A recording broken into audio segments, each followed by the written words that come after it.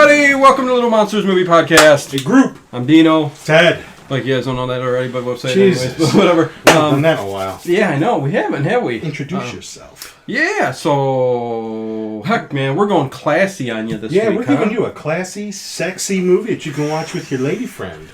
Or your boyfriend. God. Yeah, I'm telling you. The Hunger, 1983. Yes. We got David Bowie. Yes, I've been wanting to do a Bowie movie. So. Catherine Deneuve. Catherine Deneuve. Let's be classy. Let's say it right. Let's say it with pleasure. Catherine Deneuve. And she was like big in the late 70s and right around that era. A lot era. of French movies, stuff like that. Yep. And Susan Sarandon. Yep. And this is, boom, 80s, goth, dark. God, as soon as the movie starts, you know it's an 80s movie. And we'll talk about it. Yeah, as soon as it starts. I love it. Bajas, Peter Murphy. Yep. Oh, my God. Okay, anyways. Directed by Tony Scott, brother of Ridley. Premier directorial. It was his first movie. His first movie. He has passed away. He passed away a few years ago. Yeah. But he directed a ton of movies that you guys know. Top Gun. He did Beverly Hills Cop 2. A bunch of other movies. Domino. There was a movie called Domino that had Keira Knightley in it and a couple of people from 90210 in it. But it was actually a really cool movie. Mickey Rourke. It's like a true story though. So, like The Hunger. It's about a female bounty hunter. Okay. And it's a cool movie. I'll have to check it out. Domino's a cool movie, but Tony Scott, True Romance. If you like Quentin Tarantino, he did that film. Christian Slater, Patricia Arquette, yeah. Everybody, yeah. You like William Dafoe's very brief cameo in this movie? Probably for like 6 seconds. Yeah, 6 seconds. His line is, "Come on, lady." That's it. Yeah. And just to think, like in like 3 years, he was going to blow up and become like this great actor. I know. Platoon, William Temptation of Christ. Yeah. All these movies, Yeah, William Dafoe, man. And this movie, the first time I seen it, Ted's seen it before. I've only seen it once before. Okay. But this is a piece of art. It's an unusual movie. Yeah, it's there's a lot of imagery. It's caught up right in that 1983. Yeah. The goth movement, the dark, and I think David Bowie probably had something to do with that. Being, I'm sure he had an influence on this movie because there's a lot of aspects in this movie. He was getting his feet wet with acting. He had done a couple of movies. Man Who Fell to Earth, one of my favorites. And actually, Bowie was about to. This movie came out late April, 1983, and Bowie was just on the cusp of having a huge resurgence because 2 weeks before this movie came out, Let's Dance came out. Oh yeah, the record. Let's Dance. And he had that was my first record that you ever bought. Really? Yeah. Wow. Well, you remember when you could order like 11 for a penny Columbia or something House. like that? Columbia House, you could get 11 for a penny. Oh, I took that offer, man, real quick. And David Bowie was one of my but he had a huge resurgence in popularity after that. I mean, he went in a totally different direction than a lot of fans were used to, but that album had 3 huge hits that you still hear on the radio now, and it secured China Girl. Remember China Girl? That was written by Iggy Pop, and he did that kind of as a favor because funny, because Iggy Pop gets the royalties from that. Yeah, he did it first. He recorded that song first. Bowie covered it. It became a huge hit. Yeah. But he kept, obviously, Iggy gets the royalties, and they were very close friends. So he did it so he's got a steady income the rest of his life just from that one song. Isn't that funny? That's the way it was back then. I mean, that's when art was art. Now they build artists. But anyways, and this is a vampire movie, but they don't really say vampire. Never use the word vampire. This is one like we did earlier, Near Dark, where you never hear vampire, but no fangs. None of the classic cliches. There's daylight; they can walk out. Walk in the daylight. No garlic. No religious stuff. Really, there are coffins, sort of, but not for the reasons that you think that they are. Right. Even that is. I mean, they don't show coffins in here, but there's a part in here where it's wooden boxes. But never. We'll just say they're boxes, not exactly coffins. Yeah. I mean, the only thing that's there is the need for blood. Really? Need for blood. Yeah, no issues with mirrors, anything like that. I'm sure I'll still break out in some funny stuff, but this is classy. We're classing it up for David Bowie. That's right. Yeah. I miss Bowie, man. I'm such a huge Bowie fan. We went to go see Bowie. Remember? We saw Bowie. Heck yeah, man. With 9 Inch Nails. And close up too, kind of. I mean, it was a little pavilion style. You know, it's the Nautica here in Cleveland, Ohio. Blossom. Yeah. Oh no, was it? Was the Blossom? Was it Blossom? Yeah. Blossom Music Center is an outdoor concert facility. Why did I think it was on Nautica? The outskirts? It's way out in the country. Yeah. And it's almost like a Woodstock type. You know, I mean, it's just this. It's land. It's a and huge they got hill. Yeah. And there's a little pavilion with, I don't know how many seats are in 10 there. or 9. Or I think 1,000. But I hate the pavilion because it's so, cramped. Oh, yeah, you're like this. And whereas on the lawn, well, you know what? There's downsides to everything. Yeah. Yeah, the lawn's covered with people smoking weed, a lot of marijuana. But anyways, yeah, and speaking of smoking, this movie, you can actually smell the cigarettes burning. Every single character in this movie is dragging on a fag the entire movie. Even if you buy a new Blu-ray DVD copy of this thing, it comes in smoke. That's right. You open it up and cigarette smoke. It's Camel cigarette smoke, scratch and sniff. I'm telling you. Take a shot every time someone lights up one. You'll be drunk in half an hour. It smells. And I won't even say it. Every time I look at David Bowie just sucking down that cigarette, I'm like going, boy, but who knows? There's people that smoke and they're 90 years old. I'm sure it lent itself to his cancer. But, here we go. The movie starts right off, Ted. Bauhaus.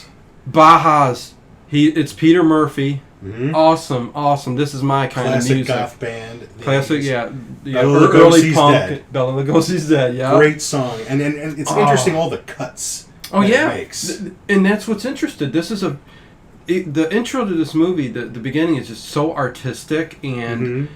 It's like the band is behind a cage. Yeah. Because you see and the camera's right there, and it's like he's pulling it up. So it's MTV video maybe, but not. There's a blend of that and the movie and the artistry that they're trying to get through with the movie. I mean, it's very cool. The hunger, and they start flashing David Bowie too, and like close-ups of the face and. This and that. This is like at one of those 80s, underground clubs. That's where this beginning is taking place. They're singing this awesome song. I lived at those clubs. And... not really.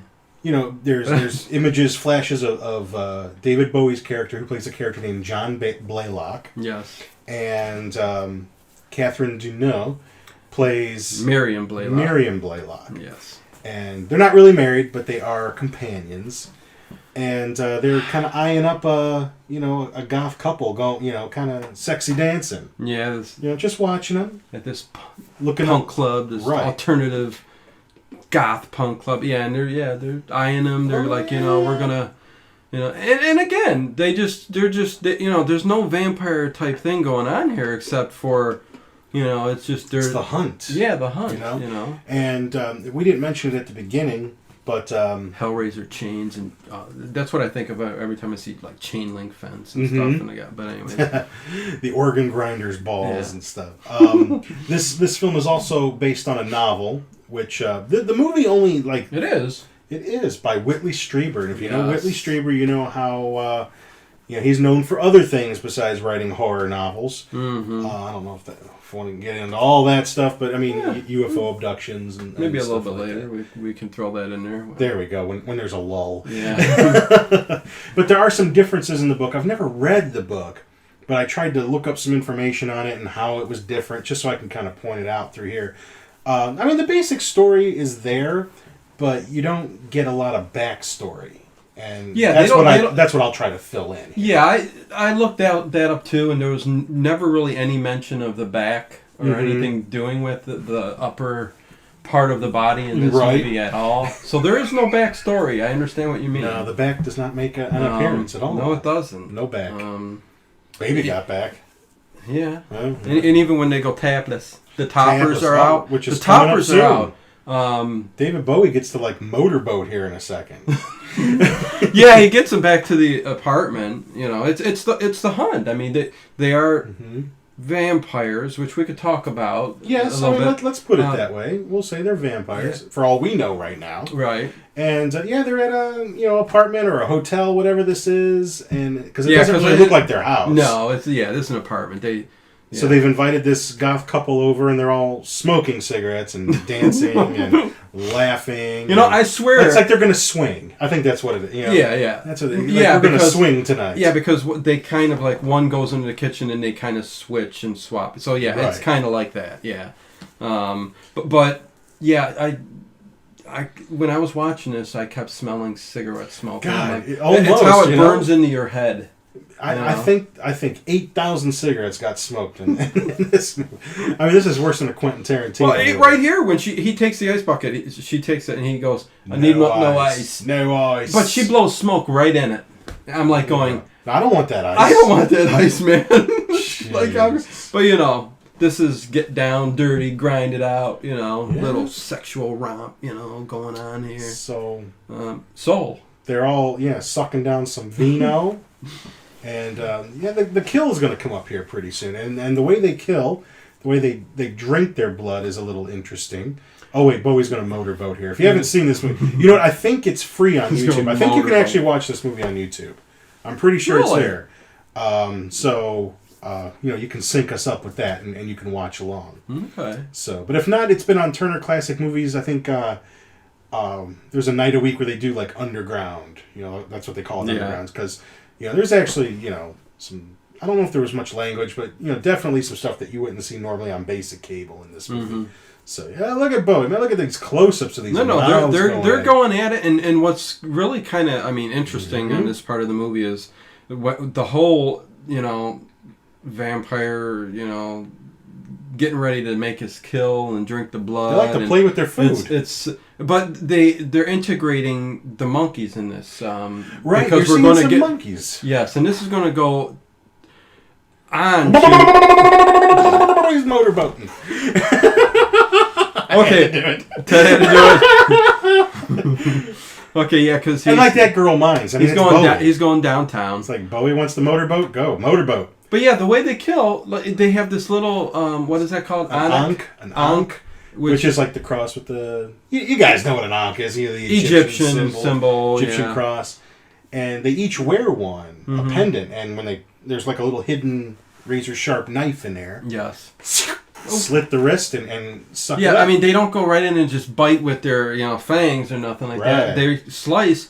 And the interesting thing about this, except till the end, they don't really show them sucking the blood or anything like that until... the end. Right, later in the movie, which is, I think they're just trying to,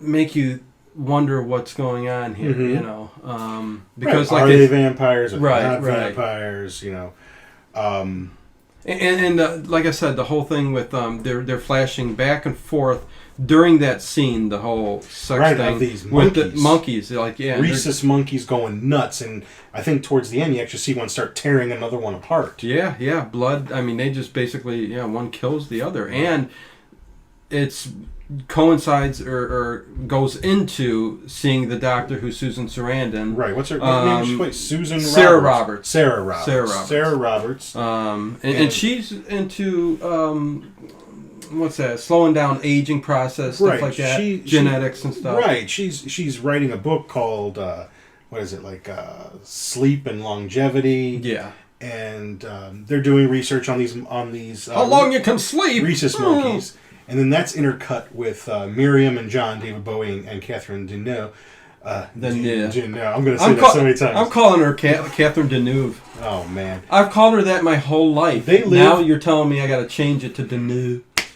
Didn't you take any French in school? Is it the old? No, it's classy. Is it the old? No, it's Deneuve. Say it right. Say it with pleasure. Catherine Deneuve. Okay. And it shows them driving back into Manhattan. They live in a Manhattan. Mansion. Yeah, that's what I said. It's in Manhattan. And they're in a giant townhouse. Oh my God! And that fortunately has an incinerator at the bottom, so they can dispose. I won't show this, but there's a shower scene right now where Catherine Deneuve and David Bowie is showering naked, and I couldn't tell which one was the female's butt. David Bowie, well, I think we all know David Bowie and the drag stuff and all that. He's very thin and female form wise, Don't be making fun of Bowie. Ted. You know, I'm not making fun, but he was Iggy Pop. I mean, Iggy Stardust. Iggy Stardust. Iggy Pop. Because you said Iggy Pop earlier, so now I'm mixing up Iggy Pop and Ziggy Stardust. Oh, very, very important thing. When they're in the shower, he looks at her and says, "Forever." Yes. And she doesn't really answer him. And this is going to come into play. Doesn't she here. say "and ever," or does he just say "forever"? I don't know if he's and ever. She says it like in the flashbacks, but right. Okay. Because things are going to happen here pretty soon. Yeah, which is very. But well, yeah. But you were getting to it. You know, I was at Barnes and Noble the other day. You know how adult coloring books are all coming back, and I've seen my patients do them at work. These adult coloring books. No. They have a David Bowie coloring book. Really? Yes, all kinds of pictures of Bowie. I'm going to buy the damn thing. I want to buy it in a big box of coloring pencils. That's cool. It's like pictures of him from all his different albums, and I'm gonna buy that book. That sounds pretty darn cool. Yeah, you didn't see all these adult coloring books? No, I had no idea. It's a whole huge thing. Oh my god! They have Game of Thrones, Doctor Who, Star Wars, like adult ones, like really complex things to. You got to buy them online or? No, I ain't buying them. Books. You go to Barnes and Noble, they got a whole section of them. You know, last time I've been to a bookstore. Well, you don't know how to read. Have you ever heard of a Kindle? An iPad? I have a Nook, but I still buy books. Sometimes you gotta crack a book the old-fashioned way. No, I hear you. But right. You know, this digital age, I'm all caught up in, and I'm missing out on the. It is nice having a little tablet with all my books on it. Yeah. But when I read Moby Dick, I gotta have a book. You can't read Moby Dick on a little thing. No, like this. You gotta have. Women a book. can say that same thing too. That's right.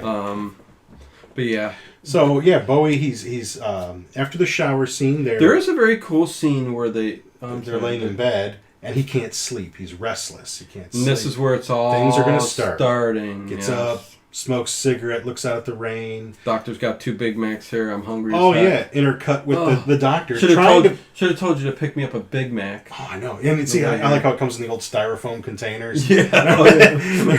Landfills full of those. I'm having a Big Mac attack. Oh my lord. And the scientists who are researching age and longevity are trying to figure out why this monkey went total batshit and ripped the other monkey apart. Which I think she's diving into. What's that disease? The disease where basically these children who look like they're 80 years old. I remember seeing those on TV back in the day. I forget what it's called, but she says it in they lived like by the time they're 16 years old, they're like an old man, 100 or very very basically yeah. But they're popping back and forth from that to there. Yeah, the editing's a little, I don't want to say choppy. It is intentional. And here's where we'll have our first flashback. Bowie is in the stables. It's hard to call him anything but Bowie. But Bowie's character is awake, smoking, and he's remembering. It's like you said, a stable. Yeah. And the lighting and everything is exactly the same as the flashback to there. So it's kind of, like I said, this is very artistic, maybe. Dark, and this is how a story unwinds in your head. Yeah. And I do like the way they put this across. It's a very good film in this way. I mean, it's different than what we've done before. Right. In our commentaries, but it certainly is. I mean, it hits you. I mean, it's a classy horror movie. Yeah, it's one of a kind. It is. Once in a while, we hit on one that's one of a kind. And I think this is one of them. It is. The only thing I can kind of compare it to is Near Dark, but even that's not the same. Right. And in his flashback, it looks like they're in a stable, a horse stable. Looks like it could be, 18th century, 1700s. Right. He's got that kind of remember when they had like George Washington kind of the braid and the ponytail tied back. Yeah. And she comes in all in her foofy 18th century dress, and her hair's done that way, and she pulls the veil back, and I think she says something to him like forever and ever. Oh yeah, she just right away says, and this is the thing, she forever and ever and ever, yeah. So she's making it eternal life. She does say eternal life. Eternal life.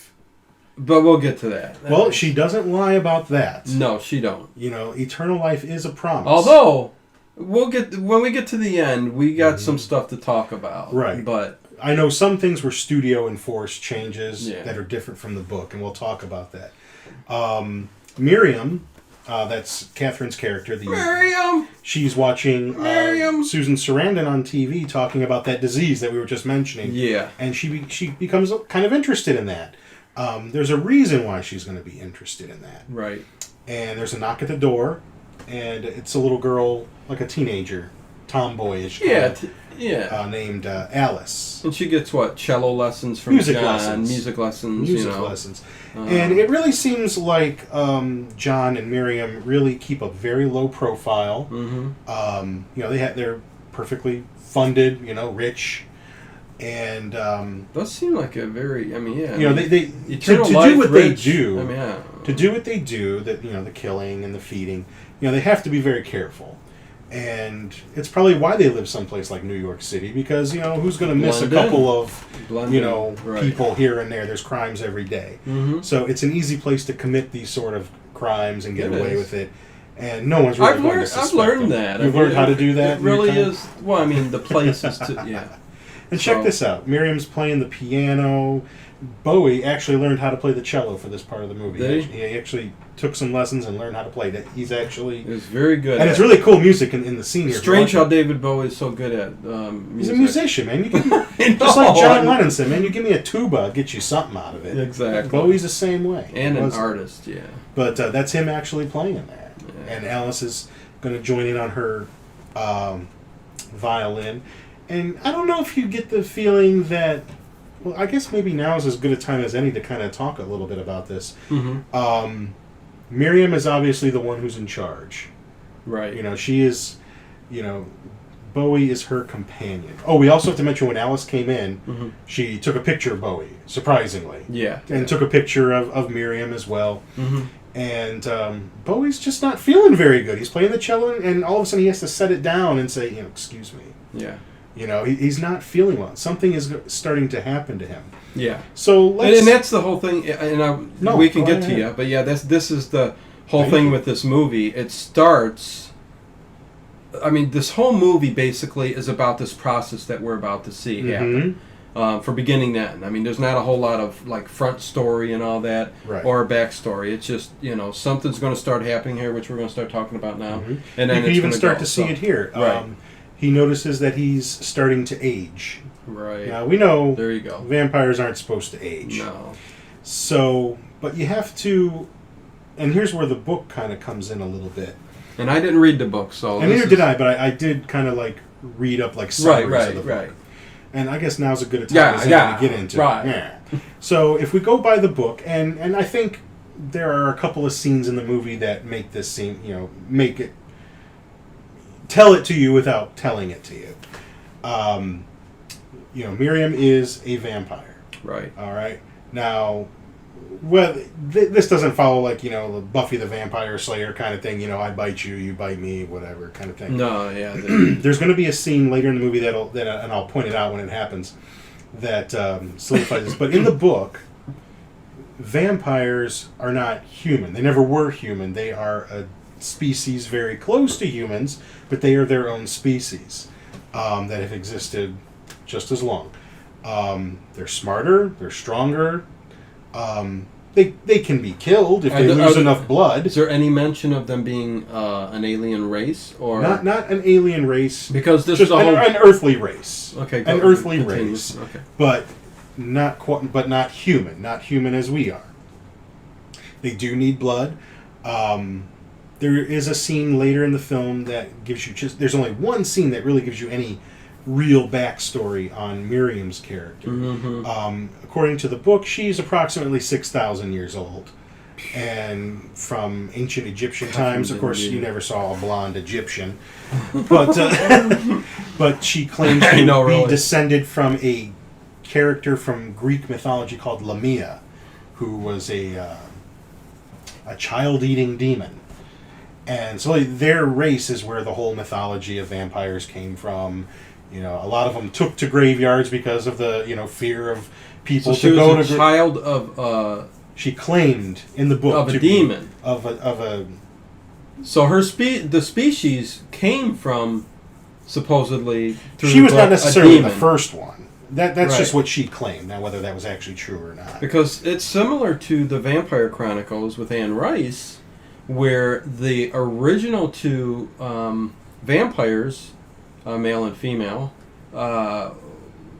were created in Egyptian time, and were. I'd have to go back again and look at my facts. I'm just throwing this out there because of what you just said, but basically some kind of demonic entity too, which created these two powerful original two vampires, which were during the Egyptian era. Okay, so it's kind of a similar tale and descended slowly from there into human. Well, not human, but the vampire species. Or going whatever. off into the humans. So, kind of similar concept to the story. What else I can tell you is that, we'll call them vampires, but that, this particular vampire, they can't make humans into vampires. What they have found is that by mingling their blood with a human's blood, that human can take on vampiric traits. They will live a very long time. They will keep their youth for a while. They'll be stronger, not necessarily smarter, but stronger, heightened senses, and that need for blood. So what Miriam does is, every so often she, So this was from the book. Yeah. And this is what, we can presume from the movie, from that flashback scene that we just saw, that she was looking for a new companion, lover, companion, whatever. I say companion. Well, yeah, I mean, because sometimes she's had men, sometimes she's had women. Right. And so in Bowie's case, she would have mingled her blood with his, and he became vampiric, and she promised him eternal life, but not necessarily eternal youth.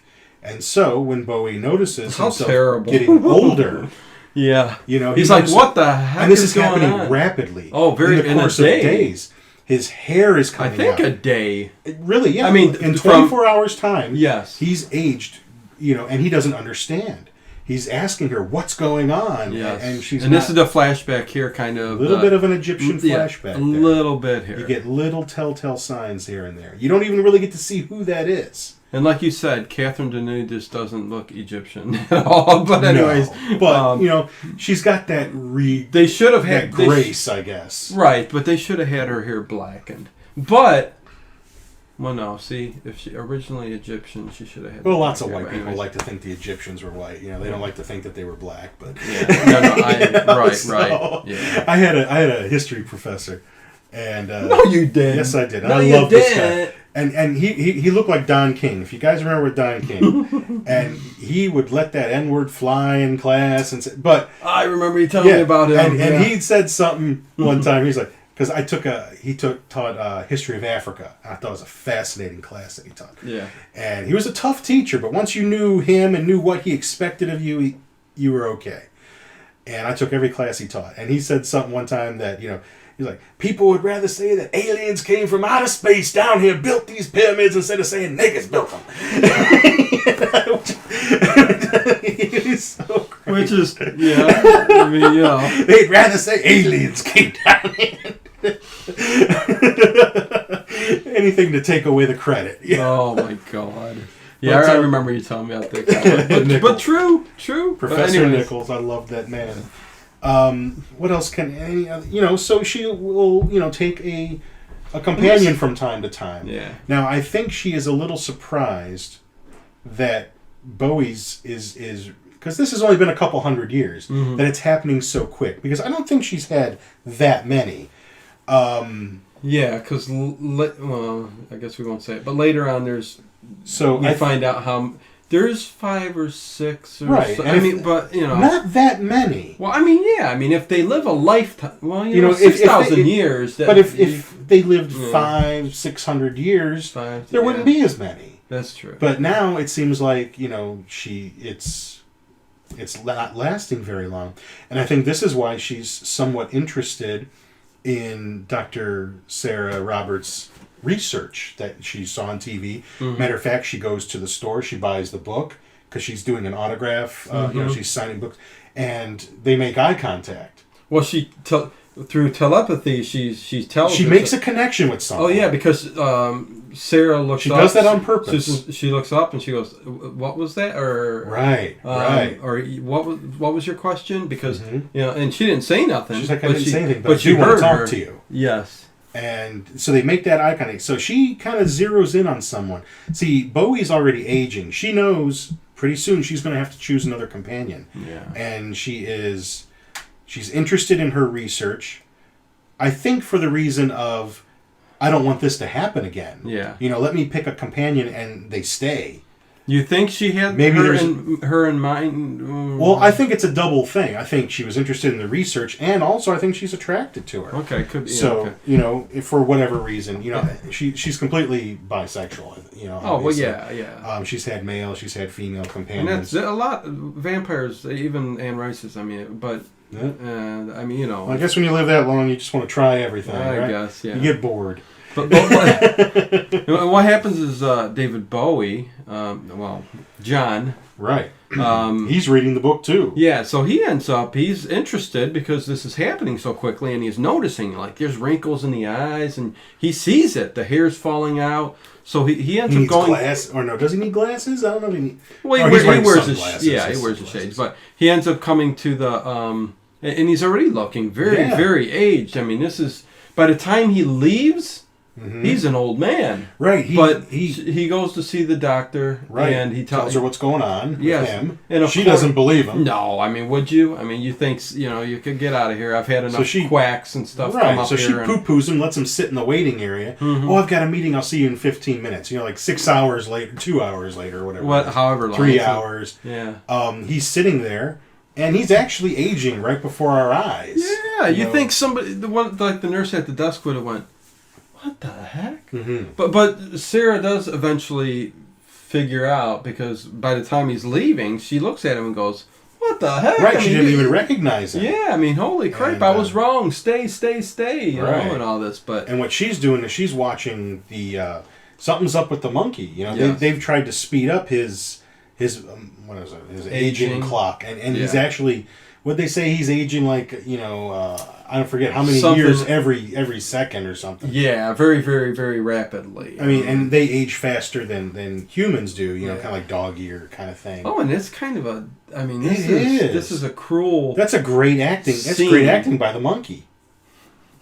I think it's great acting. Look how he's up, he staggers, he falls, he's up, he staggers, he falls. Yeah, I don't know if that's actual footage of, it has to be of like experimentation on the monkeys. They got a monkey, a trained rhesus monkey that acted. His name was Jojo. We'll go with that.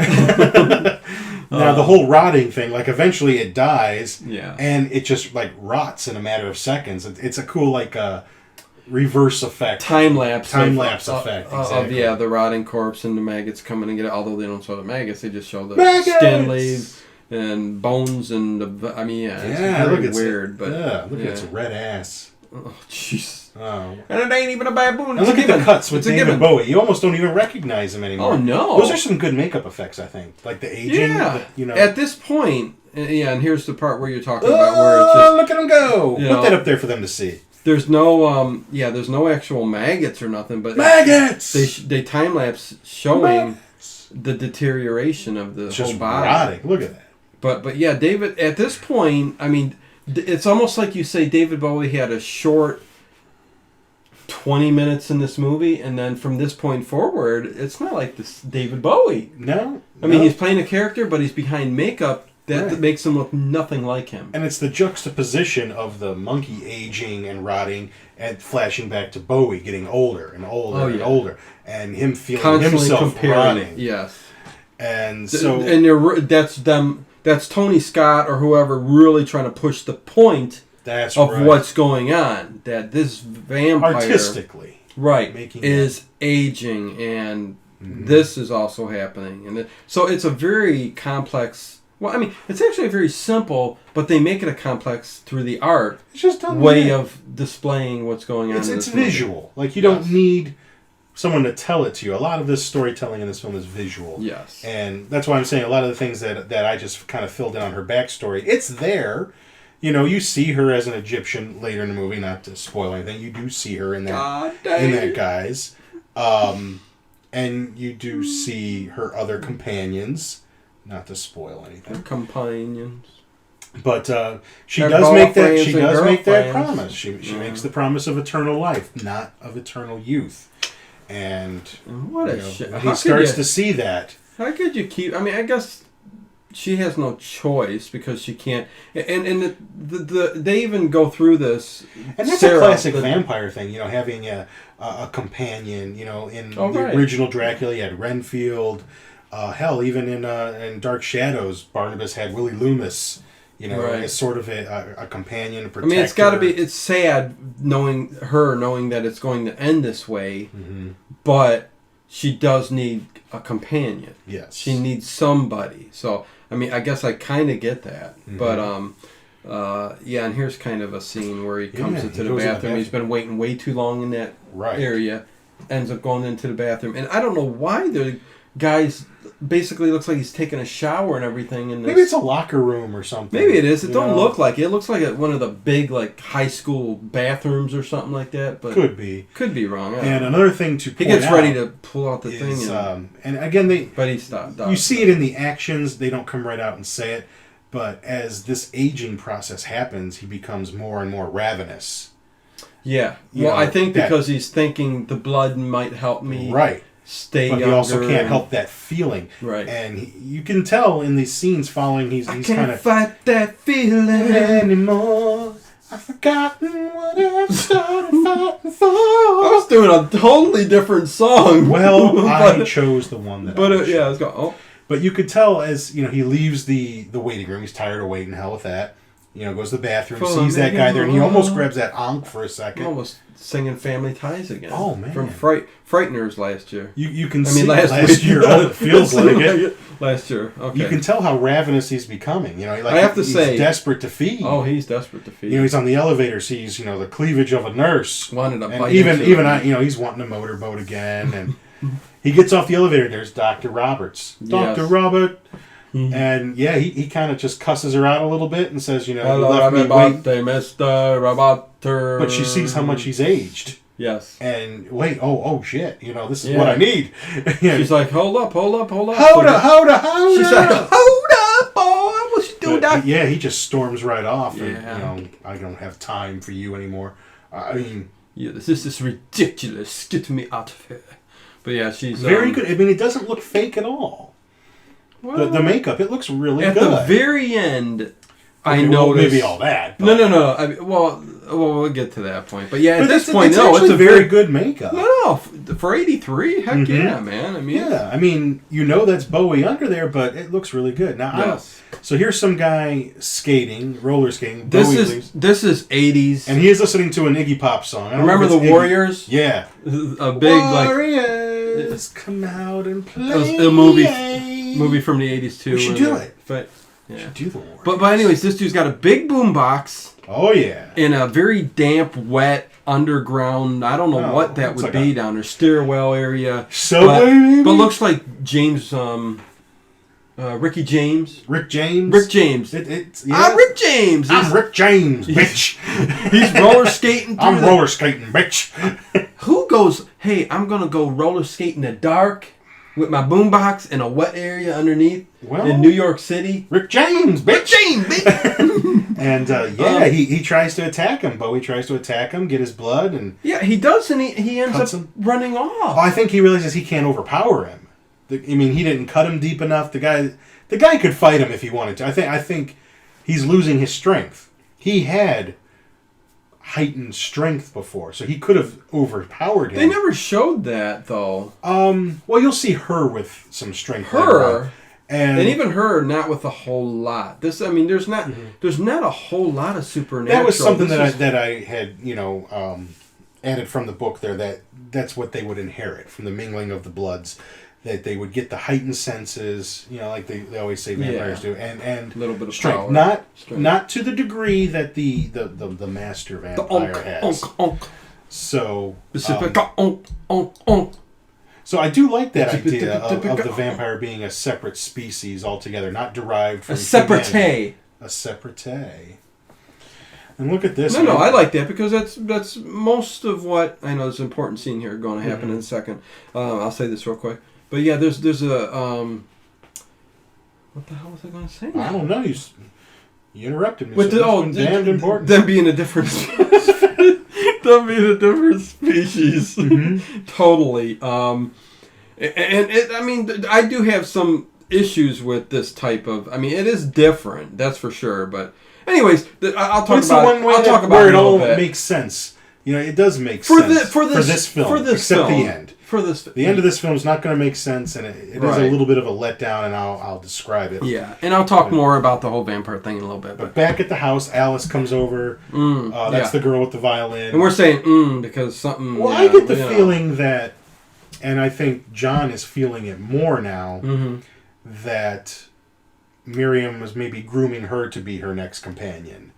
You know, because really she's the only friend that they have. Right. She's the only person that comes to the house. Well, I have a different take. Okay. Well, and I think maybe because of her youth, maybe because feelings of jealousy, and some of that I'm gathering from the book as well, that she actually was grooming her to be her next. Well, let's say what are you talking about here? He's talking about this scene is going to. She comes in the house and she thinks that the old man, who's actually Bowie, is his father.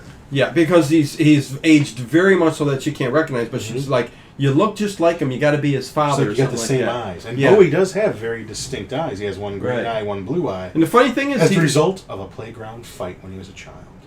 Really? Okay. Yes. Interesting. There you go. That's why he has two different color eyes. Wow. He got injured in the eye. Huh. That's weird.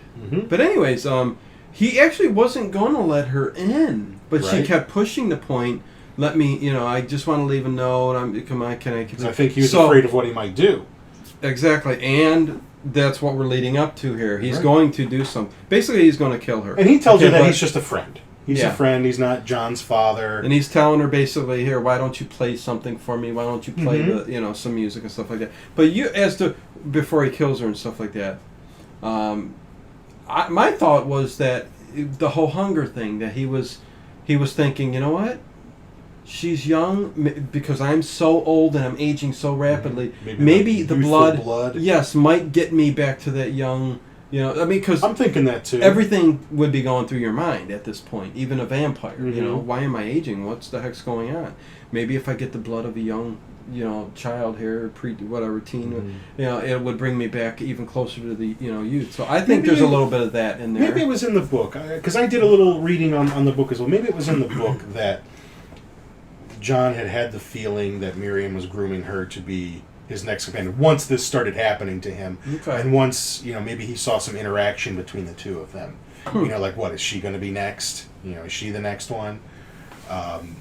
So maybe that was just another reason, because he's also angry at Miriam. They haven't really conversed about this. He asked her, she just kind of walked upstairs. He was saying, what's happening to me? What's going on? You need to tell me. Yeah. Enjoying my beverage. Tasty beverage. Yeah. Let's have a moment of silence. For what? The air conditioner just came on. Okay. It's cold. Man. I hate fight summer. This feeling. I do. I hate all this heat. That's why I shaved my head down to the skin. Look at that. Ted's bald as a... Yeah, he's bald. Completely bald. I've been doing this the last week and a half or so. Maybe since last Wednesday. I can't take it no more. I go to work. We're in Northeast Ohio, and it's hot. Yeah. All these women, I'm so cold. They come in. It's 90 goddamn degrees in the morning. They got sweaters on, long. It's like, what is the matter with all you people? And they got these big. I don't understand. I'm a nurse, and when I come in to work, I got my stethoscope, I got a pen, my scissors, and I got my paper that I write my stuff down for my patients. They come in, they got these big bags, they got all this freaking equipment. They're women. They got those big giant this bags. Big giant mug with 84 ounces of coffee in it. I mean, come on. No wonder you're hot. You're sucking on coffee. I don't drink coffee. And, it's like, and as we're talking about this is where the whole big scene's going on with the girl. And he sneaks behind her. And she's catching on. She's looking at her corner of her eye like, what's going on? I feel something's going on with this guy. John sneaks around her. And he's a pervert or something going on. Grabs her, kind of smothers her. And it's a very intense scene. He kills her and the blood splatters on the music sheet. Yeah, I like how it just kind of like appears. Yeah. Like the music sheet's laying there dry, and then the blood slowly appears on, not drips on it, but just appears almost like the paper laid on it and then soaked it up. Yeah, almost. You're right. That was interesting. So he has whether she was talking about all the women at work with the big purses. So I think that they've all got iron core blood. And well, we need to actually come up with something that keeps like almost like a refrigerated kind of cooler bag thing that you can, because it's almost like a refrigerator. I wish it was like a McDLT, keep the hot side hot and the cool side cool. That's what I got their dog in there. Oh, I brought her to work. It's just weird. They all come in and they're all a bunch of freeze. You come in and they jack the heat up all the way because they want that heat to come on right away. Well, I have to say, Ted, it's like you got to put it down. Just put it on like 70. All right, and then let it warm up to a comfortable degree that everyone can deal with. Don't jack it up to 90 goddamn degrees. Everybody who's watched this over the years, though, the year, well, yeah, probably more than a year. A lot of them know that you're the cold one. There is something. Ted, you have a total different temperature gauge. I guess so. I mean, right now the air is on here, and we're at a lower level. It's about probably 60 degrees. If I could take my shirt off right now, I would. I would do it topless. I've got a button up. I got my sweatpants on my side. I'm still a little cold. And I'm ticked that I'm even wearing shoes and socks. Yeah, Ted would have his Speedo on. I'm serious. When I get home, man, I'm in my drawers, my boxers, man. My kids are running around. I told my daughter, you got friends over, you better be ready. All right? All right, I don't care. I know I'm fat. This is like... I'm not 300 pounds or anything, but, I know I got some extra blubber on me, but, I mean, come on. I mean, even when I was younger, I hated summer, man. I hate all this heat. I hate... everybody's different. I'm a winter guy. I mean, I like winter sports. I like, I like sled riding, snowball fights. I like shoveling the goddamn driveway. I hate 90 degrees heat. I mean, 90-degree heat, but... Some people love it, I hate the winter, man. I hate the cold. And I will admit, I've been to Las Vegas only one time, and people always talk about the dry heat. It does make a difference without that humidity. Oh, yeah. I was walking around Vegas with my backpack, bottle of water. No one wanted to leave the casino. I went with my wife's family. Yeah. No one wanted to leave the casino. And I just you're in Vegas. Yeah. Walk around. No kidding. Look at the hookers, go to stores, whatever. So, I just walked all down the street. It was probably about 110 degrees, but it wasn't so bad. 110 degrees. But it wasn't that bad. It wasn't that bad. Back to the film. This is where I'm talking Catherine about. Comes home. Mm-hmm. She's been out. This is the scene right here. Where look at his head. His head, the makeup effect. I mean, it's like they built it's giant. Right? Yeah, you see the veins on it. It's almost like a Beelzebub. He's sitting in the dark. What's his name? What? For basket case.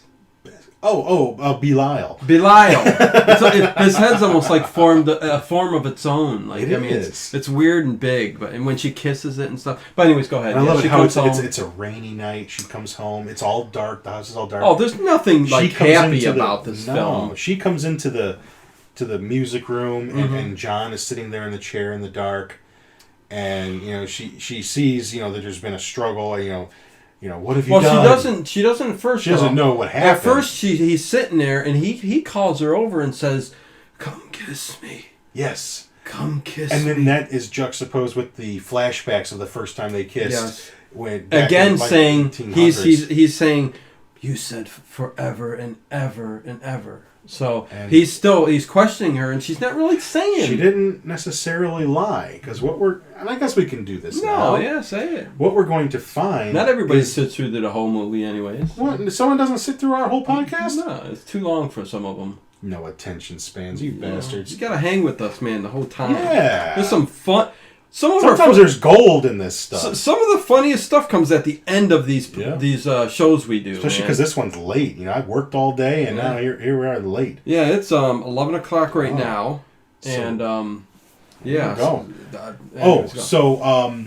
Well, first, she doesn't know what happened yet, but she finds a Polaroid on the floor.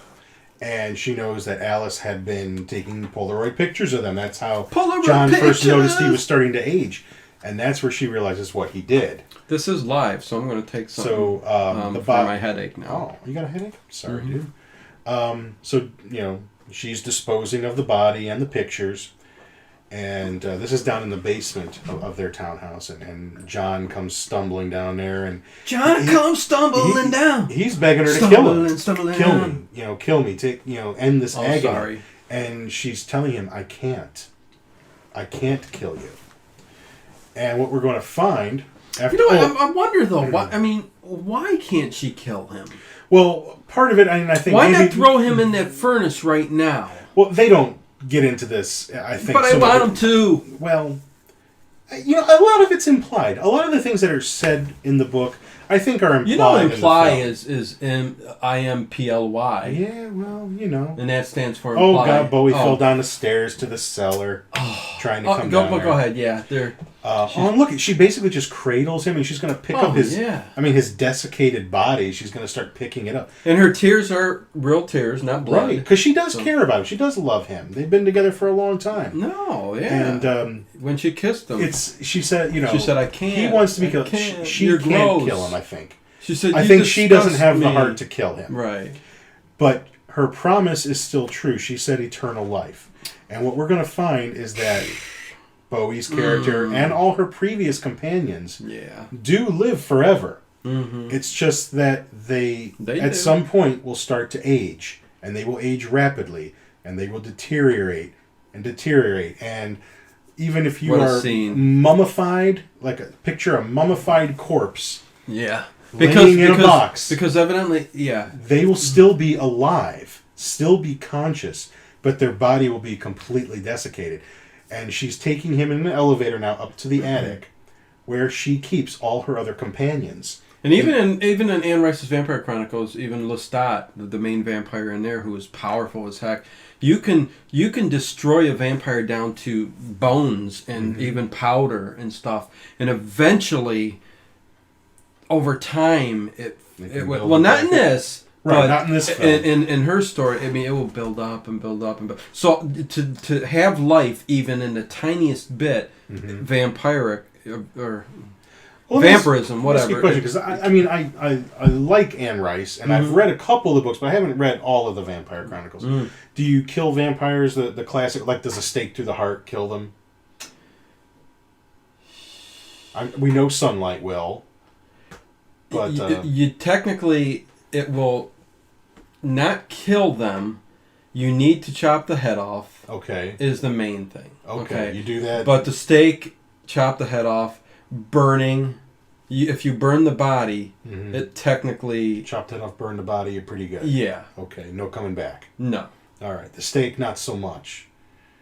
Exactly. Put them out of commission for a second or something. Right, yeah. Maybe until they remove it or something and the older the vampire, the harder it is to even do that, because the originals are almost like stone. You couldn't even put a stake in their heart. Yeah. Really? Interesting. Yeah. I've got to read those. Oh, you do, Ted. I know I read the first one, maybe some of the... And it's a good time, too, because they are rebooting, thank God, the Vampire Chronicles. The films? Yes. So she's getting... It's ripe for that.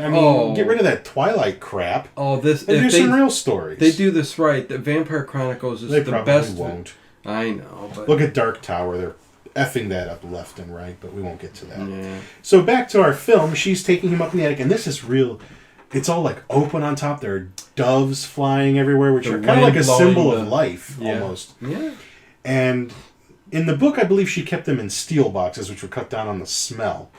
But in here, they're wooden boxes. So she puts Bowie... Yeah, it's just puts his body... She's crate. Creating a wooden crate. She lays him in there. And, he's too weak to even hardly move. He can move. Looks like he peed himself, Yeah, there's that part right there. They actually show him peed himself, yeah. I pissed myself. Yeah, and it goes to show you how much of the art part of it, this movie, they really, make sure there's pee on him, but go on. Don't you love she's sliding him in next to the other boxes? Why a vampire would need to and pee, she taps the other boxes, and you can almost hear little moans coming from them. And she says, "Be kind to him. It's his first night." Right.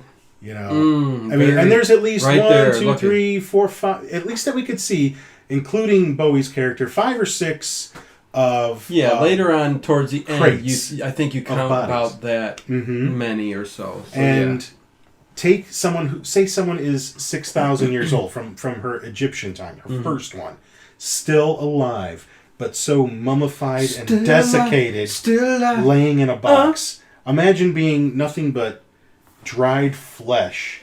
Yeah. Even flesh, like mummified, like you see in a museum, but still having consciousness. Oh my God! You know, I mean, living. Yes, she was right. Eternal life. Can you imagine? But not eternal 1,000 years in a box, being able to maybe talk telepathy, some kind of empathically towards the other ones next to you. But I guess you can have conversation. Right. But even that would get bored after a while. Right. I guess you can come up with something like. So that's what I think is really. Hey, Anaki. Yeah. Why don't you knock jokes? Yeah. Oh, not that one again.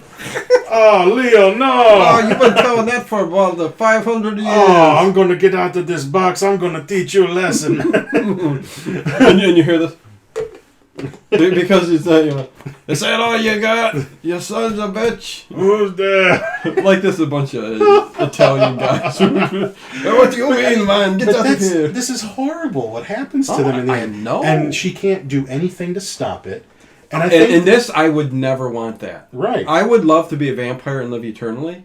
I mean, or live forever. Right. But I wouldn't want this. Right. I wouldn't want, you can live to be maybe 300 years old, even 500. But after 500 years old, you're going in a box and you're spending another 1,000 there. Or eternity. Yeah. Eternity. I mean, that's like basically saying, okay, you're going to have 500 good years, but then you're going to hell, man. Or look at boy, 200. Not even worth it. Not worth it. No. And so this is where Dr. Roberts comes to the house. Dr. Roberts! Looking for Bowie's character. And she meets Miriam, and she says, my husband's not here. He went to Switzerland. And she's like, oh, Switzerland. What the heck's he going there? I just saw him yesterday. But Swiss doctors, Swiss, they know what they're doing. Mm-hmm. And this is they still had, she recognizes her at first from the bookstore. Right. And she's like, oh, you. Yeah. But I think why she says you. Miriam's really was interested in the work at first is because maybe she can use it to help find a way John, I don't think to help so much John. That's what I got from it. I thought maybe she can, because she does care. She cares, but she's also a creature of self. Her number one priority is going to be to protect herself. Right, but you don't think there was if it's between her and Bowie, she's letting Bowie die. No, I believe that. But if she can prevent this from happening again, maybe use that research, use this doctor, maybe use her knowledge to prevent it from happening, and maybe she's discovered the secret or something. That's what I was kind of thinking. I don't think there's any turning him back or any of the others back, but maybe we can stop it from happening the next time. Right. Yeah. So. And she pushes her away real quick. Says, "Here's the call back. Here's my number and stuff like that." Because there's a police officer, and she recognizes or she knows it's a police officer, I guess. This is kind of a little subplot that doesn't really go anywhere. No. And this is weird because she's kind of in the garden area or whatever here, and she's kind of getting a feeling that Sarah, Susan Sarandon's character, is she's sensing her somehow telepathically. She's in danger. Yeah, she's in danger, and she about ready to... She can feel Yeah, but I still don't get the whole... I mean, there's a semi plowing down the street. She pulls up the letter, kind of holds it to her heart or whatever, and maybe just by luck the truck semi stops? Because she certainly didn't make it stop. Yeah, I don't think she... Look, there she... See, she's about to get hit. Lighten up a smoke. Yeah. Disgust. I think they got, I think there was a Marlboro truck outside the set. Yeah, they must have been a big sponsor of this movie. Yeah, I don't Pall know. Mall. Brought to you by Pall Mall. Pall Mall Unfiltered. If we look in the end credits, I wonder if it would say that. But special thanks too. And Pall Mall, Winston, Marlboro. And what her husband in this, Susan Sarandon? He's not her husband, but like a lover, I guess. Okay. Well, they're co-workers, but they have a relationship. Okay. Dr. Haver. Yeah, he's in a lot of some cheesy 80s movies. Oh yeah, this guy, you've seen him before. Oh yeah. Sure. Oh yeah. I can't remember his name though. I can't. But you'd recognize his face. Tom Van Flanderen or something like whatever. That. Or Peter McMurphy. No, he's the guy. I guess we should mention, the cop is looking for Alice. Yeah. Why they threw him in there, I guess it's just a little spot. I mean, because it doesn't really... It amounts to nothing. He shows up. He questions tries to be about like the Columbo. girl. If you think anything, you let me know. And this guy's been in a lot of movies too. I mean, but it's bit roles and bit parts and stuff like that. He was probably in Sopranos or something like that. He looks like one of those guys. Well, he played in a lot of movies, but it was never a bit main character. It was always those bit parts and stuff like that too. So, but anyways, What the heck? The deer on again. But yeah, I mean, the house is interesting because when he's talking to her, it's a garden and it's all open up here. Yeah. So Susan Sarandon, she's taking a nice shower. And a nice one. Yeah, a nice. Probably nice and hot. Yeah. Hot water. Just. And even when she gets out, she's in the mirror, like almost like in the corner of her eye, she sees Miriam in the mirror. Oh yeah, she's got a connection. That connection's happened now. Mm-hmm. Yep. I don't know why she's laying in bed here crying. Well, emotion. This is a dark movie. It's a dark movie. Well, maybe I cried afterwards. She's crying because Miriam's crying. Exactly. Miriam is crying. They are connected because of her, losses that. Yeah, it's almost like she's wearing black right now. It's like she's wearing. She got like a funeral veil kind of going on. Yeah, maybe she's feeling something about all the losses and the things that she's caused. I mean, she has effectually caused all this living death of her companions. And unwittingly, she has to lie to them about that. She's like, do you want eternal life? Yeah. She has to lie about that. So. And now she's kind of experienced, Susan Sarandon's character's kind of experienced the same thing, restlessness, can't sleep. And she's just drawn to this woman. She's drawn to her, not necessarily in a sexual way, although that's going to kind of happen later. But I like here. This is where, big time.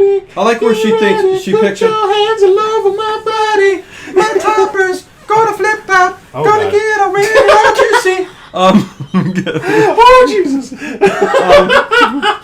You never know, and we're an hour into it. See? You missed it. You would have missed it if you turned it off already. I like how she the scene she so red and so juicy.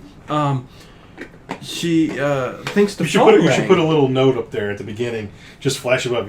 There's lesbian sex in this movie later. Stay tuned. You have to watch the whole thing. Stay tuned for vaginal eroticism. Whoa. I know that's not very erotic. You can't use that. You got to motorboat it, I guess. Yeah, motorboat. Now, see, that's romantic. Okay. Clitorosity.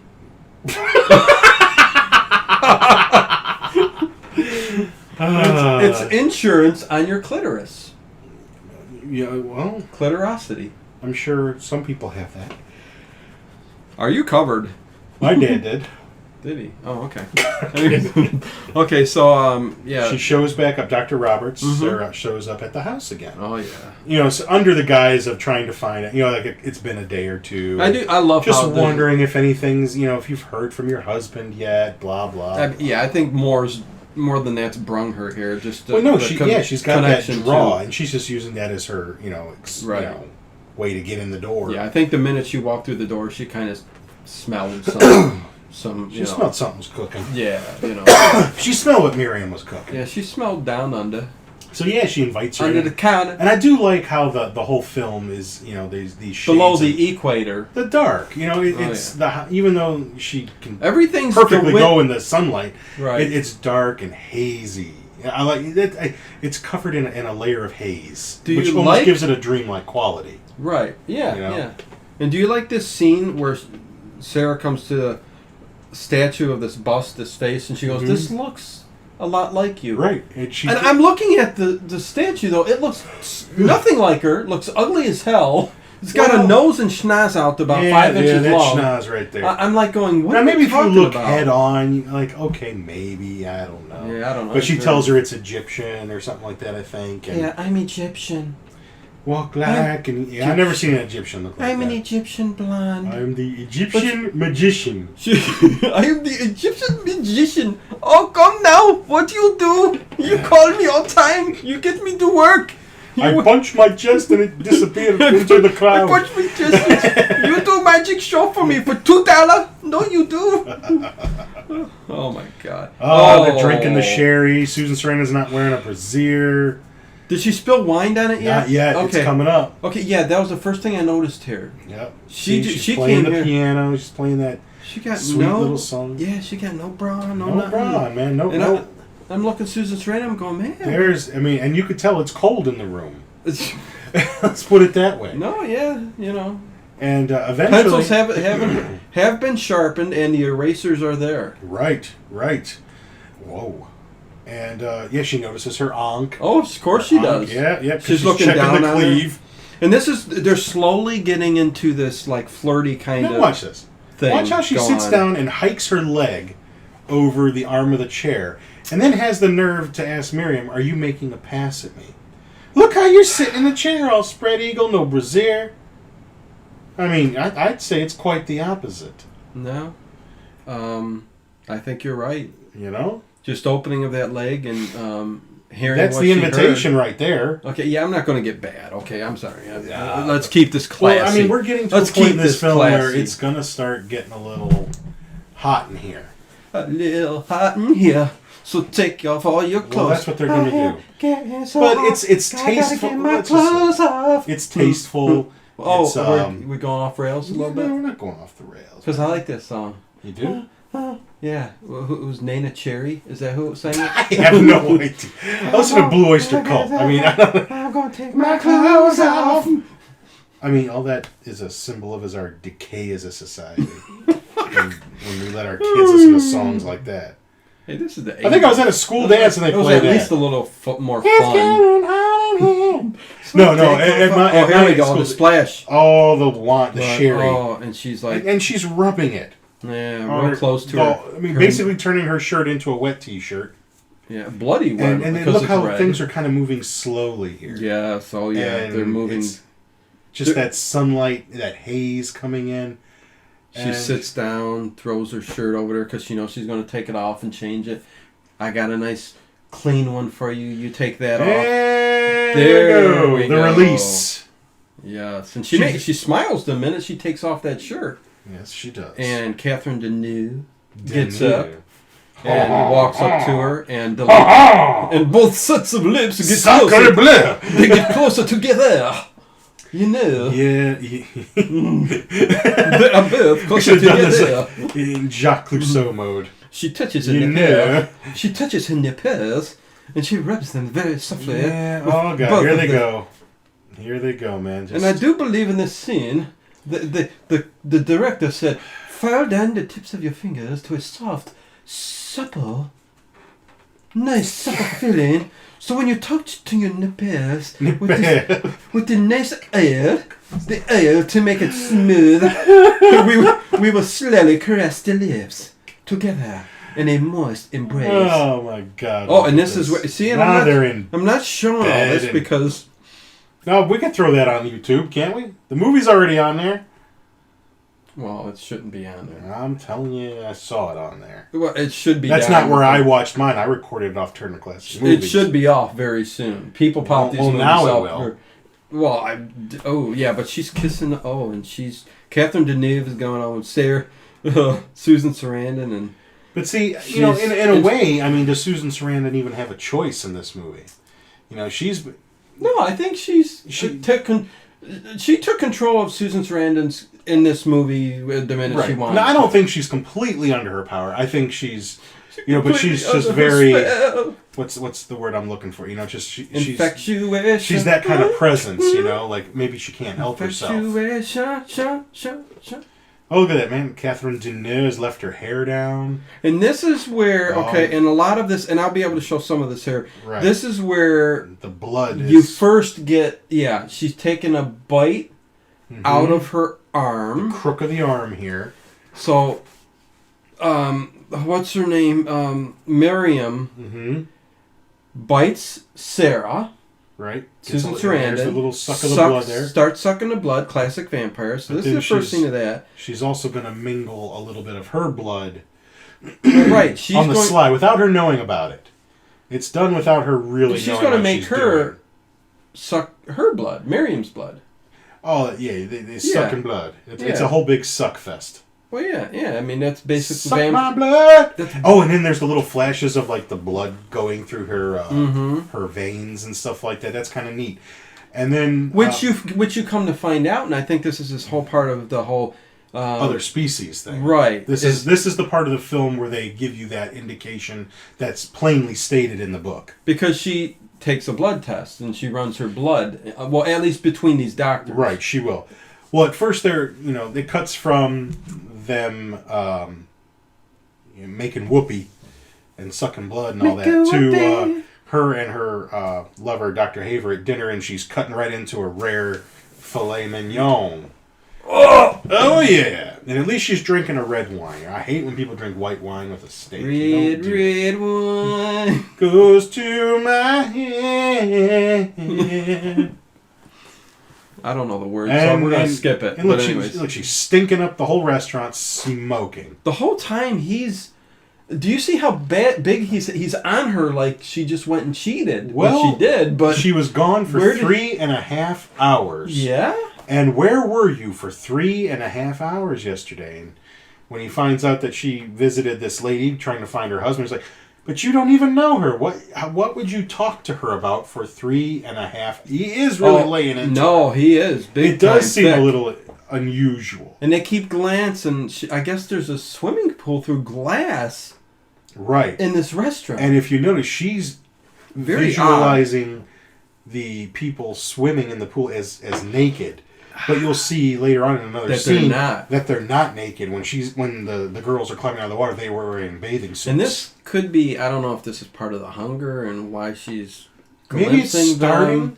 But she's starting. But something's going on. You know, looking at it in a different way. You know, maybe that's why she ordered that steak rare. You know, the blood, which she doesn't even eat. The sexuality that comes with being, I think, a vampire. How do you like to get your steak? Your senses. Well done. Wow, man. Yeah. I usually get mine medium or medium rare, but I need it cooked. I need then. You just ruin it then. You ruin it. Oh man. Well, I ain't the one going to be laid up in the hospital with. You won't be actually. You know when it's rare, it's cooked. It's cooked. It's just cool. But the thing is, the if flavor it's still pink, no, I know. That's what I hear. The flavors. But it's like eating a person. It's meat. It's just a cow. So what if you take a bite out of somebody? Have you ever tried cannibalism? Well, I guess I'll be ready for it. have you ever tried cannibalism? I mean, I'm not like Bill the Butcher in Gangs of New York. Cut right in and eat. But yeah, they're having this argument at dinner. They are, and you were right. He's just really has laid into her about where she was. It's like overly doing this. He can't understand what the hell she could have been talking to this lady, and she tries to say, well, she's European. She invited me in, offered me a glass of sherry. He's like, you don't like sherry. It gives you a headache. Her husband's. I know. Yeah, exactly. And I don't know. I don't know if he is accusing her of infidelity, of cheating, but but it certainly has that tone to it. It does. And then they come back from dinner that night, and she's hovered over the toilet, like And I gotta say, I really like that scene only because if you put it up there, not that people want to see a puking scene, right? But I like how the whole room is blue, like almost like a neon blue, and then there's just her there. It's an interesting lighting choice. It sure is. I'm glad you brought that up. You think all these doctors would know better than to be smoking? I mean, come on, Ted. Look at them. That's how times have changed. Jesus, I'm fiercely against smoking. I absolutely hate it, and I just watch these movies and go, like, how unfreaking attractive is this? No, I'm the same way, man. You can give me the hottest start chick. Sucking on one of them things. And I see her pick up and I'm like going, you know what? You lost me. Mm-hmm. I'm done. I'm gone. That's it. That's about it. But anyways, they're smoking everything. But here's where they look at the blood and they go like, and the colored guy realizes that, and he starts colored guy.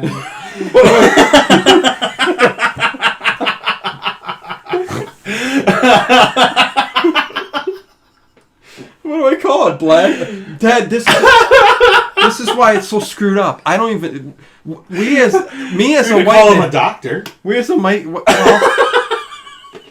You could say the one who's wearing the glasses. But why can't I say the black guy though? I mean, what? But you didn't. You said the colored guy. I think it's hilarious because it's like what I do. Okay, well, I'm the most unpolitically correct, anti-social justice warrior there is. I mean nothing. I'm like Gene Simmons, man. I just say whatever comes into my head. And, well, I mean, whatever. I got nothing. I mean, I'm not racist. People who know me, if you're an asshole, you know I ain't gonna like you, and if you're decent, you know I'm gonna exactly. But nevertheless, the black guy, yes, because I don't know his name. You know what? I don't recall his name either. And he's got some it seemed like hippie hat on too, and he's a doctor in this. I think it's like one of them things, Rastafari hat or something. Yeah, like that, yellow, blue, red, and smoking a ganja. Yeah, exactly. We smoke that shit all the time. Yes, you got the Jamaican man. It's got the one that sells the overcoming. No, that's okay. I'm off kilter. Okay. Exactly. So it seemed like it was at Dr. Haver, her Dr. Roberts' lover, insistence that she have a blood test. You know, she's all sick and all this, and they're noticing that there is a foreign cell structure in her blood that is destroying her blood or competing. Why would you say foreign? That's so. I don't know if they used the word alien in the film. They might have used the word alien. Of you. But just because it's different than the usual. Different. Well, he says it's competing. They're both competing, and she's asking who's winning. Mm-hmm. You know, which blood is winning, and you know he's not answering. And he did say, he goes, "A positive." Hey, bother. No, I mean, so now she knows, you know, where this went down. She knows what I know. She goes right back over to Miriam's place, and because they noticed that bruise, the doctors, they noticed that mark, that bite mark on her arm. They're like, "Where did you get this?" She goes, "I don't know." Well, right then and there, though, I would be. I mean, of course, she goes, "I don't know," but come on. Right. Of course. You know, maybe what had happened the day before was kind of like a hazy dream or something like that. You know, it almost seemed like she was under her influence, Miriam's influence. Could be, and maybe she didn't. Maybe she could have stopped it if she had been strong enough and wanted to. Yeah, strong-willed. You know, which we're going to find she is actually a bit strong-willed. Mm-hmm. Because she shows up and she's, what did you do to me? And she grabs at her, but then here's where you see a little bit of Miriam's strength. You know, basically picks up Susan Sarandon and just throws her across the room. Right. You know, quite a bit of strength there. And did that happen yet? Did she get back to the house yet? Yeah, that just happened. And then now she's left. Oh, okay. See, she's rubbing her arm. Yeah, she ran out. She's trying to get a cab, trying to get out, get away. You know, and well, Miriam tells her, you will have to. She spills the beans to her. You will have to sleep at least 6 hours a day. And that's something else that I think that the book also points out is that sleep, they can't help that. Even Miriam, when sleep overtakes them, bam, they're dead. And that's what you see in a lot of vampire films. They're dead. Dead as in dead tired. They're asleep. Okay. I'm like, and you see that in some vampire films. I'm like, what you talking about, Willis? Even like some of the Hammer ones and in the old Nosferatu, the original, the silent one. Like when they open the coffin, they're there. It's like they're completely oblivious. And that's why it's so easy to stake them when they're in the coffin during the daytime because they can't do anything. Yeah. They're completely out. I heard that. So, and she says you will have to feed 1 day in 7. She knows she's already feeling that hunger. 1 day at a time. So that's the rules. Sweet Jesus. That's the rules. You have to sleep. Who was that? Who was that again? I don't know. Remember Late Night? 1 day at a time. There was that country singer. He would come on way late at night on the TV. Wasn't before cable? No. He would just show up and Conway Twitty. Oh, hello, darling. You remember that? That's nice to see you. It was when he It's been a long time. Just as lovely. That's when they would sell the CDs on TV late night, and they would scroll down. No CDs. It was 2 LPs. Yeah. 2 8 tracks or 2 cassettes. Yes. And it would scroll down the list of every song while he's singing them, and he would go from one featuring song to the hits next. like, hello, darling. Hello, darling. Hello, darling. Nice to see you. It's been a long time. You're just as lovely. Man, those were the times. Those were the days. Actually, no, that was terrible. It's depressive. Anyways, where are we at now? Did she get back? Are you happy? I hope you're doing fine. Just to know it means so much to me. What's that, darling? How am I doing? I'm doing alright, except I can't sleep.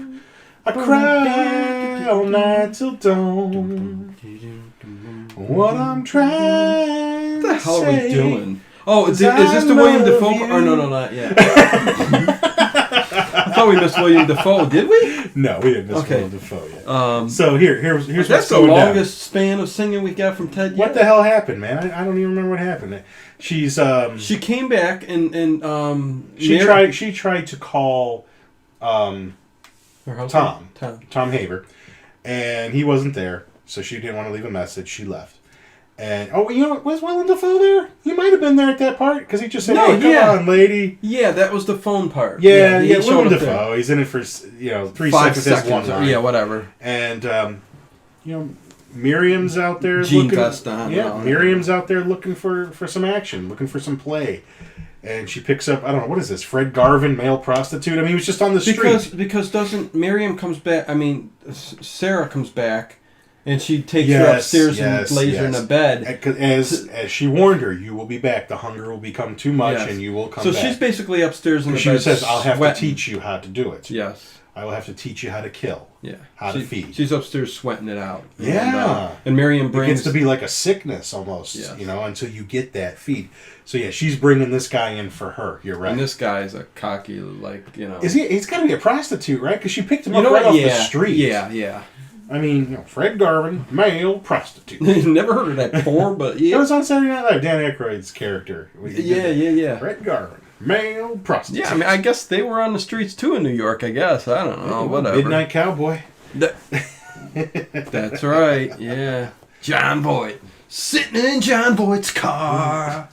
Boom. You bought a car just because it was owned by John Voight? Well, yeah.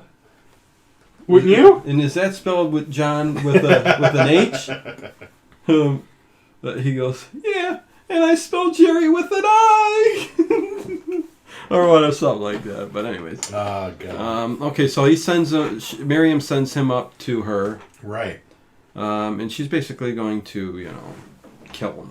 Yeah. Suck his blood. And in the meantime, Tom, I believe his name was Tom Haber, Dr. Tom Haber, her lover, Sarah's Paging Dr. boyfriend. Tom Haber. He's looking for her. He's making all kinds of phone calls trying to find out where she's at. Yeah, he's calling the local PD, whatever. The ambulance. Oh, look at her. Look how she's laying there all in the fetal position. Oh, yeah. Pain almost. It's interesting. It's almost Anne Rice-ish in that, the body kind of almost has to die. Oh, yeah. She's not really going through that same thing. Yeah, not the same thing. But, it is painful. Well, and if that were to take place, that would have happened during the feeding process. Right. Like when Miriam sucked the blood, sucking. Technically, she should have sucked that blood to the point of the death. Heart stopped and immediately sucked the blood from Miriam. And then that boom, boom, boom, boom, boom, boom, boom, boom, and she becomes a vampire. But this movie's got its own rules, It does. And that's totally. where, I'm going to get at the end, where the end completely violates all the rules. And she's in these big, the white socks and stuff like that. Yeah, she ain't looking too sexy right Her now. shit. Well, not like she was last time she was laying in this bed. Why not? Yeah. Ooh, I liked her better with the long hair from Rocky Horror. Oh, God. She looked good Wasn't in Rocky she? Horror Picture. Fascinating. She was very... this is almost 10 years later, so yeah. I know. In case you didn't know that. Look at her. She's all dripping sweat. She's all drugged up.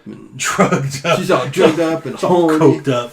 Yeah. She said, in 2014, she said her and Bowie, man, they got it on during the making of this movie. Really? And then you'll see, there's interviews with them. Mm-hmm. She interviews him on There's a YouTube clip of that. She's being all flirtatious with him too. So. Yeah.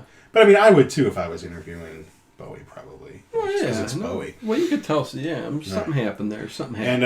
And Miriam's getting a little suck on that guy too. I think as well. Yeah. Did Sarah suck his blood and throw him overboard down the stairway? No, because they didn't show that. I didn't see. They didn't show Sarah feed on him. No, they didn't. But now Dr. Haver's at the house. Yeah, he's going, hey man, let me. And they have and you notice that also another means of keeping themselves safe in this townhouse because they got cameras. They don't just. It's a secure building, right? Pretty much. No one's just getting in. Yeah. So he shows up asking Miriam. Yeah, it's Tom Haver. Yeah, and he's outside looking at the. He's going. Right. He's going.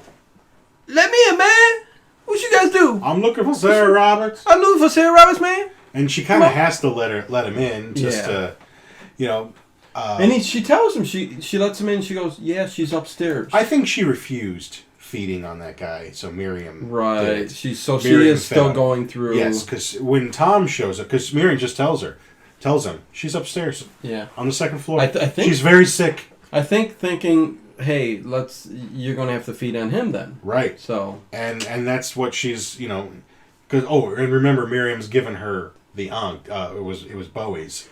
Because that's what she can use now to. God. Oh, sorry, we're keeping you awake. No, it's me this time. Usually Ted's yawning. It's me yawning. Yeah, I now. worked 12 hours today. We're getting close to midnight here. It's close to midnight. Something evil's lurking in the dark. I'm not singing any of that Child Molester songs. Okay, we'll stop. Even though it does have Vincent Price in it. So yeah, he's trying to get her across the land. I know. The evil lurks. Whatever. I don't know. We should make sure we have those lyrics next time. I know. Even Eddie Van Halen played on that record, man. He played the lead on the song "Beat It." That's Eddie Van Halen. Hey, Michael Jackson. His music was a bit, but anyways, Michael Jackson's music. He didn't make any of that. He probably didn't even write any of them damn songs.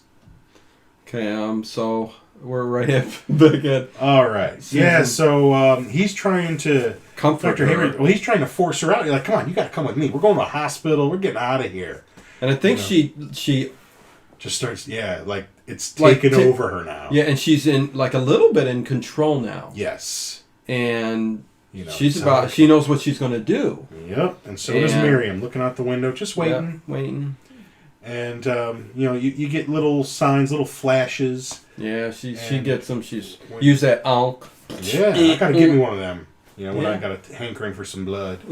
Yeah, and we're gonna start getting we're getting the little flashbacks here. Yeah. This is gonna be the flashback that's gonna indicate how old she actually is. Mm-hmm. It's gonna be an image of Miriam wearing Egyptian clothing and sucking some blood on a slave. Yeah. Which, look at her, lifts her head up. Ah! And they don't show her hair there. Maybe they did earlier, though, didn't they? And it was still blonde. We're just going to say... Let's assume, whatever. Picked this actress because she has a presence and some grace and style. Yeah. But so they didn't put...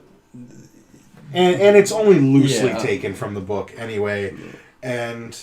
Like I said, I think the average person would watch this and have no problem thinking someone fair. I think everyone thinks all the Egyptians were just fairer skinned anyway. The rest of Africa was all a bunch of, black folks, but then, Egypt, oh no, they're lighter skinned over there. No, I know. What are you going to do? Me. I mean, yeah. Not all of them. And, so, she just goes back to her piano, playing her little piece, and when Sarah does finally show up with blood dripping from her mouth down her chest, she even says, Miriam even says to her, soon you'll forget about that. After you do this a couple times, you're going to forget. Yeah, she actually looks okay with it right now. She's laughing and. Yeah. Although, we come to find something else out here, but she's going to resist this lifestyle. Yes, she is. Yep. Ain't going to work out so hot. And here's where what are you doing? Anyway, now I'm going to lurk in the shadows. We should do an episode in 3D. I'm going to lurk in the shadows. Lurking in the shadows. Don't you wish? I wish there was some way of doing a time lapse of us aging while we're doing this. Maybe. There's got to be an app out there. I'll get older while we're sitting here. Try it. That'd be great if we got older while we're doing the podcast. Wouldn't that be cool? We're son 100 years old now. We're all off to the devil. We're off to like the Abe devil. Simpson when I'm all done. Or what's his name from Futurama? Professor Farnsworth. Professor Farnsworth. Futurama is probably like my favorite show. They just came out with another DVD of a new movie. I've got everything that they've done. No, so you probably got the last thing. I've got it just ended like a year or two ago, but they did like 4 movies in between, and I have every episode. I just noticed it the other day, and I'm like, Comedy Central still plays it, so you can catch it on. Here we go, Ted. We can't get past this. Sarah starts kissing Miriam and all this, bloody kisses, but something's going to happen here. She's going to resist. She is going to, as she's caressing. She's Miriam's breast, she's going to fight back. She yanks her ankh. Yes. And stabs herself across the carotid. And as she's bleeding to death, she's making Miriam kiss her, almost so that like her blood goes into her. Yes. Now, the end of this movie is going to go where it really shouldn't. And the reason it did is because the studio was hoping, back then in the 80s, you wanted a franchise. You wanted some kind of a sequel. And Whitley Strieber has written a sequel on this book with the Miriam Blaylock character in it again. Except this time, I guess they call themselves keepers. The vampires, they call themselves keepers in the books. And but I don't get this right here. I don't... Well, Sarah has... More blood. Tried to kill her. Has attempted to kill herself. Right. As opposed to living a life of killing and bloodlust and hunger. Did she try to kill herself? Because the whole time she was sucking all as much blood out of Miriam as she could. Yes, she is. I think now that she realizes what she's going to have to do, she has tried to kill herself, but she won't die. She won't. I mean. One of these vampires can die. One like Miriam can die if they lose enough blood. That's established, I guess, in the book. Okay. That they're not immortal. They can die, but it's kind of like the elves in Lord of the Rings. If they're not killed in battle or die of a broken heart, they basically can live forever. And same thing with this. If no one slices her and dices her, she'll probably live forever or damn near. So she is just of the assumption that Miriam, anyway, that she's taking Sarah upstairs with the rest of the companions. It's just, and there's going to be a little surprise for her when she gets up there. Yeah, she starts sensing stuff because all the doves are flying around. Call this she's John's revenge, I think. Excuse me. And I don't know what's with the house moving like that. It's very odd. I don't know why that would be. Yeah, you know what I mean? Like I said, this is where the end of the film, although there's some cool makeup, creature effects, makeup effects, because they are kind of like mummified corpses. Yeah, I think they go off the rails a little bit here. Yes, they do. And whereas it's not the filmmaker's fault. They did not want to do this. This was kind of like the studio made them do this. They had to do this. Okay.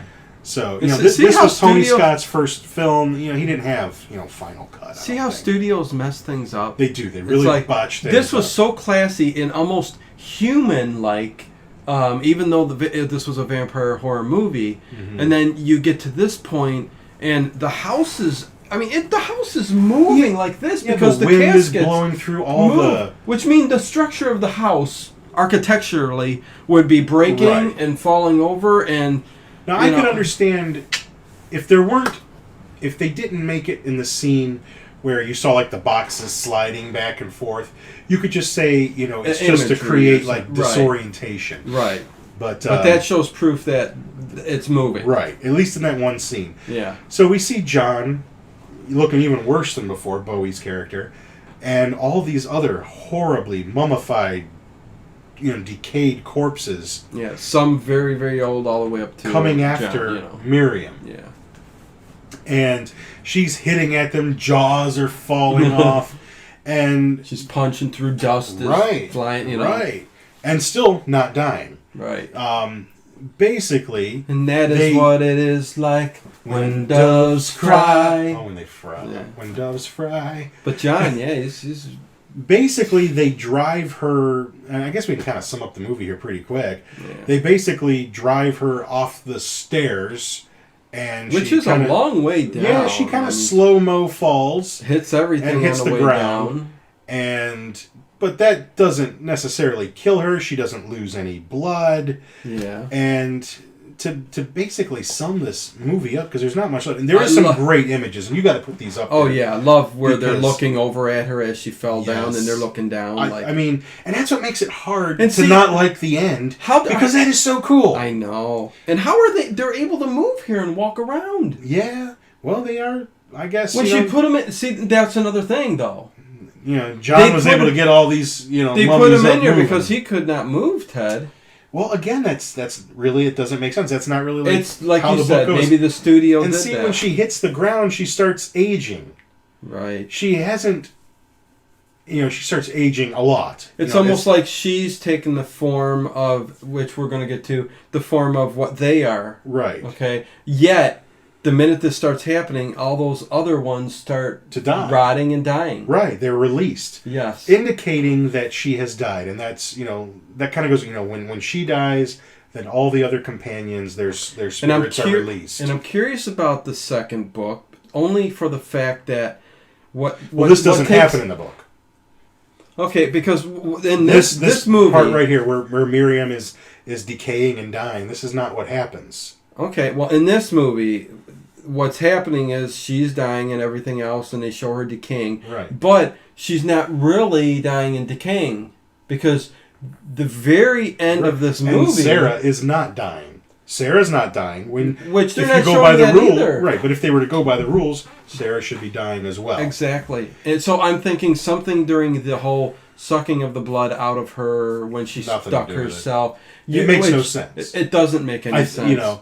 And then can we get to the very final? Yeah, the final scene of the film. It looks like it's a European city somewhere, high rise, and we see Sarah. Yep. With two companions, and young companions. Yeah, and we presume that she's kind of like the head vampire now. Yeah. At least that's the assumption that is given. And in you the can film. hear they show, or you can hear. They go back to the old townhouse. Miriam. Inside a coffin. Yes. Inside one of those boxes like the other ones were. So saying Sarah. You can hear her, Sarah. So she wasn't dead? So they switched places. Well, that's what the movie does. Or something. Exactly. To make me, but that it doesn't make sense. You'll see in the book, that's not what happens. Sarah ends up in one of those boxes like the others. Right. All right, Miriam goes on. Because, how else can you explain this shift in power? Right. It doesn't make any sense that just that fall alone would kill Miriam. Because we know, she would have to lose the blood. She has to lose her blood supply to die. That's established in the book anyway. And it makes sense. Mm-hmm. Why would a fall kill a vampire? She didn't get staked. Nothing happened. No. She just falls and all of a sudden starts decaying. So she decays and dies. It makes sense that all the other companions decay and die. Sarah should have as well at a very rapid rate. Mm-hmm. But, they try to say this whole mouth-sucking blood thing had something to do. I don't buy that. It doesn't make any sense. And it doesn't make any sense that... So the end kind of betrays the rules that were established in the movie. Mm-hmm. And that's unfortunate. Because up until then, even though the end with some of the, the mummified corpses is really... It's like the money scene in the movie.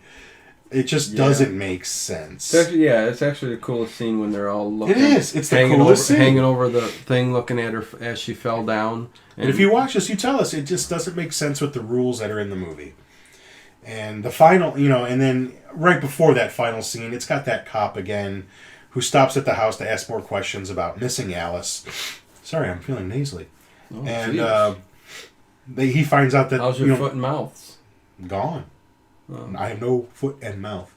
And finds that the house is being sold, and he just wanders around, finds a Polaroid of Miriam on the ground.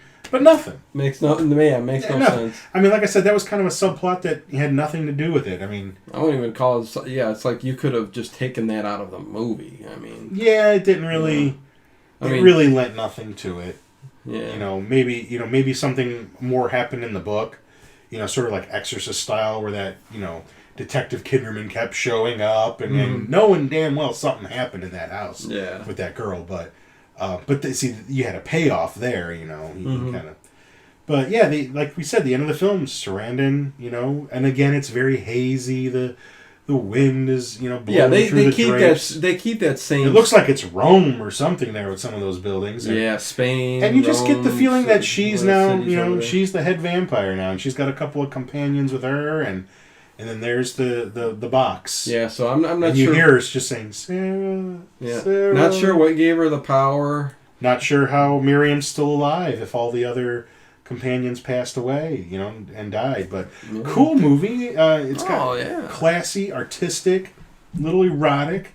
I think it's worth watching. I'd probably even watch it again, even though the ending kind of let me down a little. I'm curious to read the book, maybe even the sequel, and see what Whitley's original story was all about. Because from what I understand, there's quite a few differences and more backstory, which I'm interested in. Yeah, no, I really enjoyed it. It was a different take on a vampire movie, a little more artistic, artsy, 80s. It was very dark and bleak, and different spin on it. Like you said, the ending, but it. It's hard not to like it because it was so cool. There's always something about every movie, almost every movie. But this was studio interference. They insisted on certain change. I don't know if they had filmed other changes or, at a different ending, but this is what they wanted because they were hoping for some kind of a franchise. But then, like I said, the movie ended up not doing all that well. Kind of got a cult following later on. Mm-hmm. There was even a TV series, but it was called The Hunger, but it was like an anthology, I think, kind of show. Didn't have anything to do with this, but BOWIE did. I think during the second season, was like the host of it, like the Rod Serling kind of character. He was on there. I think it was a Sci-Fi Channel show. So there was even a TV show called The Hunger, but some beautiful music in the film, some great photography, some sublime acting by a couple of these actors, especially BOWIE, I think, and Catherine. What we got of BOWIE, I mean, there wasn't a whole lot of it. You know what? Any movie that he's been in, I've always liked. I've seen most movies that he's been in, and I like them all. Susan Sarandon gets naked. Catherine. And Susan Sarandon gets naked.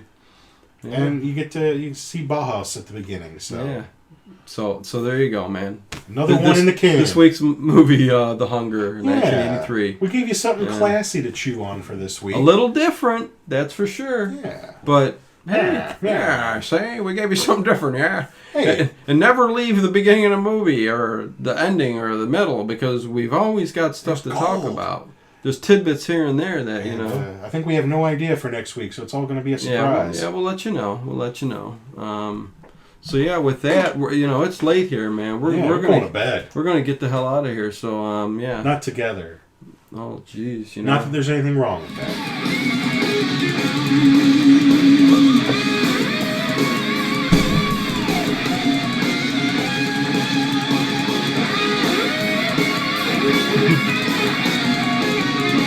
Later. Out.